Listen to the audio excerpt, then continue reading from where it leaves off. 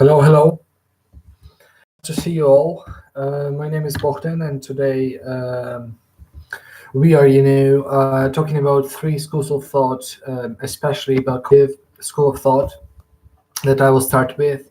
Before we are going to examine what techniques and approaches it uses, it will be very logical to go first about the results of the cognitive psychology, of the cognitive science as such. Cognitive scientists try to fathom what goes on inside our heads when we are learning. So they have contributed to important wide-ranging ideas that help us understand how people learn and remember. They are information processing and meaningful learning. Information processing refers to the study of how we mentally take and store information and then retrieve it when needed. So, if we understand and use what we know about information processing, we should be able to help our students become better at taking in and remembering information. Meaningful learning involves the study of how new information can be most effectively organized, structured, and taught so that it might be used, for example, in problem solving situations. What about information processing? If you have ever taken a psychology course, you know that cognitive scientists, person interested in information processing, study how we attend to reorganize, transform, store, and retrieve information. They develop different models, and essentially models such as uh, suggest that although we encounter many stimuli, we pay attention to only some of them. Of the stimuli, we notice that some will be discarded almost as being casually introduced to another person, while the rest go into our short-term or working memory. Short-term memory, as the term suggests, is a storage system that holds only a limited amount and certain kinds of information for a few seconds. When this stimuli reach our short-term memory, the items we then use or think about to a degree are transferred to our long-term or permanent memory and saved. As the name implies, long-term memory is where we keep information for a longer time. And information that we do not use to any degree and that therefore does not reach long-term memory is forgotten as if we had never been exposed in it in the first place. Much information to which we have been exposed is lost for lack of proper storage and use. Computers also have short-term and long-term memory. To illustrate, if we search the internet using the keyword learn theory, we may find our three schools of thought about learning: cognitive, humanistic, and behavioral. If the computer is not taught to save this knowledge before it is shut down, the information is lost since it existed only in its short-term memory. And however, if the computer is taught to save the information, perhaps placing it in a document or folder, then it is transferred into the hard drive of the computer's long-term memory. As you might expect, cognitive scientists often try to answer questions that are very important for teachers. What attracts and holds the learner's attention? How can more information be placed into short or long-term memory? So they build a lot of knowledge based on the research. For example, what are beliefs about attention? First of all, the learning experience should be as pleasant and satisfying as possible. So students are more likely to attend to something which they have had previous experience with. Secondly, that whenever possible, lessons should take into account the interests and needs of students. And students are more likely to pay attention to lessons that focus on what they want, to know what they want to be able to do. And a major task for you will be to encourage them to attend the things in which they may have little or no interest. Then the attention of learners can be gained and held longer by making use of different sensory channels and change. A student is more likely to attend lessons that employ a variety of stimuli, that is, when shifts occur from listening to talking to doing and so forth. Novelty also helps. Then, learners can attend for only so long, and they differ in their ability to attend. Younger children and those with dyslexia or attention deficiency disorders have shorter attention spans. Then, since it is easier to maintain attention when learners are alert, schedule work that requires intense concentration during the morning. So that, let's say, for primary students, usually we put the most important things in the morning. Then you should call direct attention to information of importance. It's kind of obvious, but when you say it's important, people tend to remember a bit better. Then distractions interfere with attention, so you need to find ways to eliminate the many interruptions to learn the students, other teachers, and administrators. can cause. And finally, learners can attend to only so much information at any one time. Students should not be overwhelmed, or they may become so confused that they attend to nothing. Well, it is of course connected with some research done on short-term memory, because the stimuli we attend to find their way into short-term memory now often referred to as working memory. But how do we get some of that information? First of all, short-term memory capacity is severely limited. Estimates are that adult learners can hold only 59 bits of information at one time. So therefore, it is difficult to remember a meaningless series of numerals, such as a long-distance telephone number or a social security number. Young children's short-term memory is much more limited, usually 3 to 5 bits.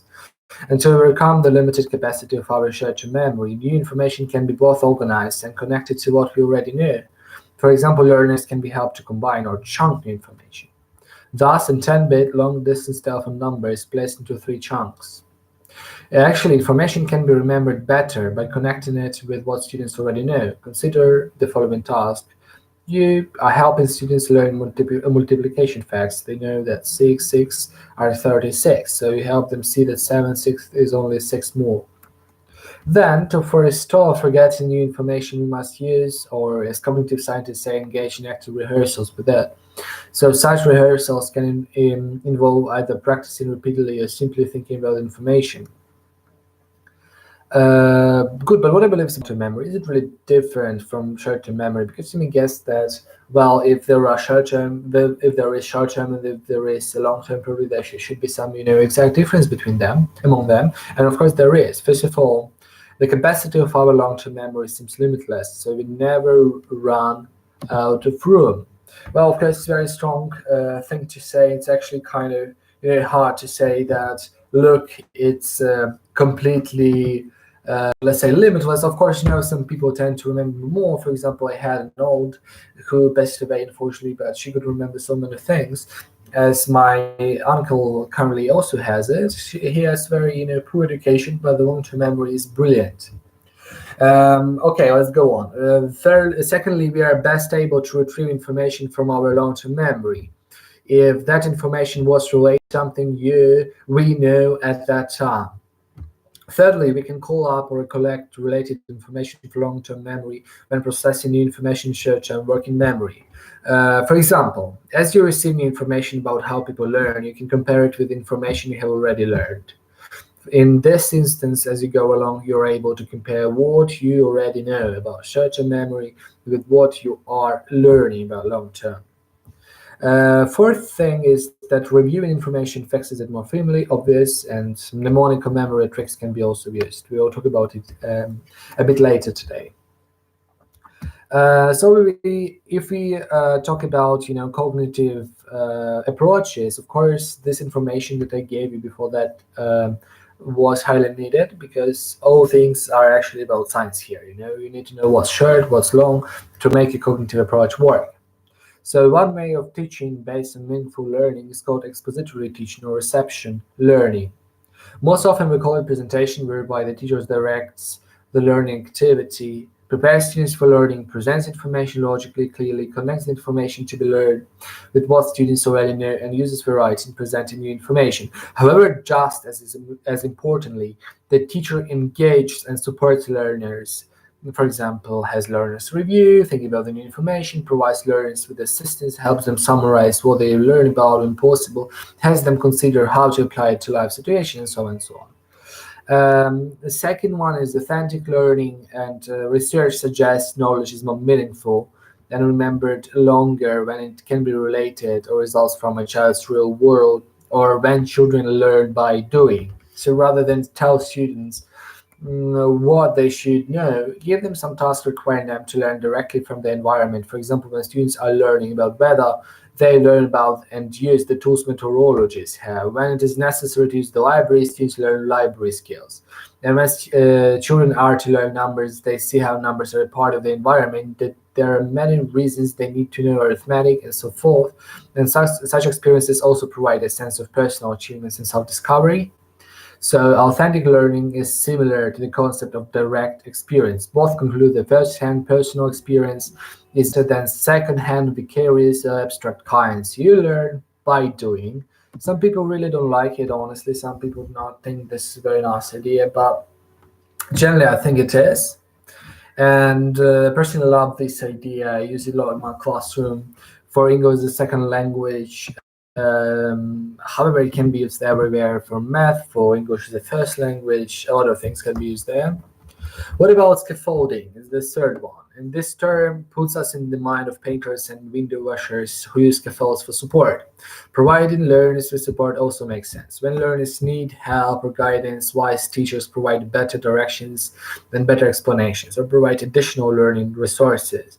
So some teachers are more able to provide help since they are sensitive to when kids are having trouble and have ideas about what to do it. And you will find the students are very good at helping each other, so using this psychological thing can really help you. But for number four is much more important, much more interesting for me personally. This is a retrieval practice, or RP, if you make an abbreviation. And if your goal is to help students improve retention of what you have taught, employ retrieval practice. The advocates note that this can be done by having kids frequently and actively think about and recall important information using any of these activities, like self-testing, for example, using flashcards, sharp-ended questions, then thinking about, writing about, applying what was learned. Keep in mind that RP is particularly beneficial when it requires learners to think about and use what have been learned. Graphic organizers are perfect for that because they're visual displays of information. Mm, Concept maps or charts help students see the connections or relationship between charts. For example, you could make a concept map of dozens of characters in a novel or film that would enable you to keep them and their relationship to each other straight. For example, think of Harry Dad.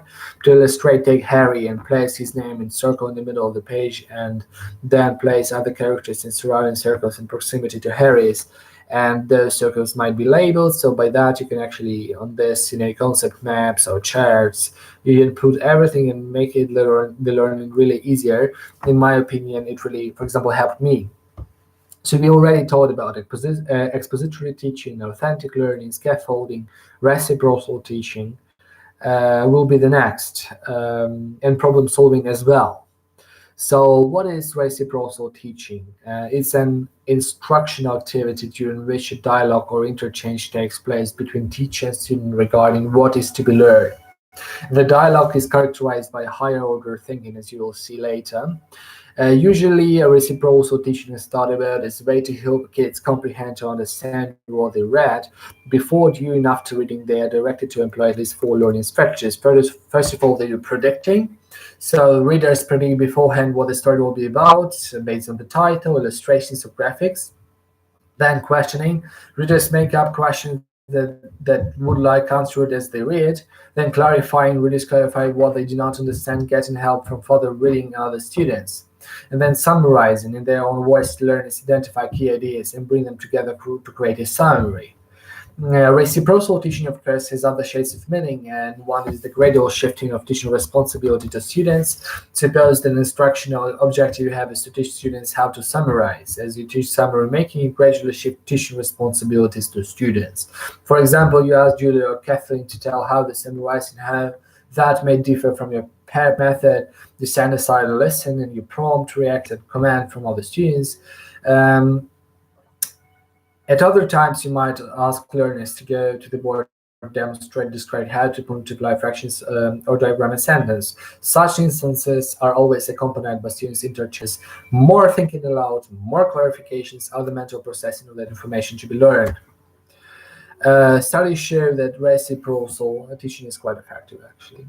And the last one for this approach is problem solving. This approach to learning, the cognitive scientists like is problem solving. Problem solving requires that a situation exists in which a goal is to be achieved, and learners are asked to consider how they will attain the goal. There are different types of problems. For example, one time often encountered when studying something exactly like math or science is a well-structured problem that can be solved by applying a specific mathematical or scientific procedure. As a young student, you worked in well-structured mathematical problems that could require the application of multiplications or division to obtain an answer. For example, if you have 18 apples and wish to fill gift boxes with 6 apples each, how many boxes can you fill? Another example is each time as a teacher that you prepare a classroom lesson, you will be solving a well-structured problem since there is a goal you hope to achieve, writing the plan, for example, and there are procedures or strategies to be applied. That can be any, depends on what do you want, right? Then there are ill-structured or unstructured. For me, it's the educator and philologist myself. I feel and I find them the most interesting for me when people work, and students work not in really structured, let's say, field, and they need to make up questions that other scientists have not found a question to. So here is no specific procedure that can be followed or applied to obtain a finite solution such as those with apples. Furthermore, ill-structured problems address larger, more complex issues of real-life concerns, such as what should be served in a school lunchroom, how can toxic waste be disposed of, what is good art. Problem-solved learning is especially appropriate when ill-structured problems arise. This procedure suggests that learners first be questioned to find out what they already know about the problem, second, decide what they need to learn and what available resources exist, three, engage in learning, and four, organize and present what has been found out. It is often associated with discovery learning. Problem-based learning seems to be more effective long-term learning for middle schools than lecture or discussion. Major beliefs about this problem-solving method includes the following. First of all, a major goal of education is to help students learn to solve all types of problems, both subject matter related, so well-structured, or people related, or ill-structured. Second, some problem-solving strategies tend to be subject area specific, such as procedures for solving mathematical or scientific problems. For example, we apply the quadratic formula in order to solve a quadratic equation, or a procedure for solving train problems, including distance, weight, time calculations. Other problem-solving strategies are more useful when dealing with abstract problems. A general problem-solving strategy might include the following steps. First, state the goal to be achieved. Second, identify the obstacles standing in the way. 3, project alternative ways to achieve the goal. 4, consider the consequences of each possible solution. 5, decide how to implement the best proposed solution and do so. 6, evaluate your degree of satisfaction with the problem resolution. So thank you so much for listening up to me. The next video will be about the humanistic school of thought, about social and emotional learning. I really enjoyed having here. See you.